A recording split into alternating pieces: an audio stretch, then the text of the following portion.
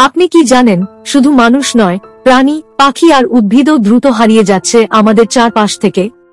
প্রতিদিন পৃথিবীর বুক থেকে অসংখ্য প্রজাতি চিরতরে বিলীন হয়ে যাচ্ছে। একসময় যে বনভূমি ছিল সবুজে ভরা, আজ তা ধীরে ধীরে ফাঁকা হয়ে যাচ্ছে। নদী, পাহাড়, সমুদ্র, সব জায়গাতেই জীবনের ছাপ ম্লান হচ্ছে। প্রকৃতির প্রতিটি প্রাণী আর প্রতিটি গাছেরই একটি আলাদা ভূমিকা আছে। পাখির কণ্ঠে যেমন সকালের সুর আসে, তেমনি গাছ আমাদের দেহে অক্সিজেন, প্রাণী রাখে খাদ্যচক্রের ভারসাম্য। এদের একটিও যদি হারিয়ে যায়, পুরো ব্যবস্থার উপরই তার প্রভাব পড়ে। জীববৈচিত্র্য নষ্ট হলে প্রকৃতির ভারসাম্য ভেঙে পড়ে। সেই ভারসাম্য যদি একদিন সম্পূর্ণ ভেঙে যায়, তাহলে মানুষের টিকে থাকাও অসম্ভব হয়ে উঠবে।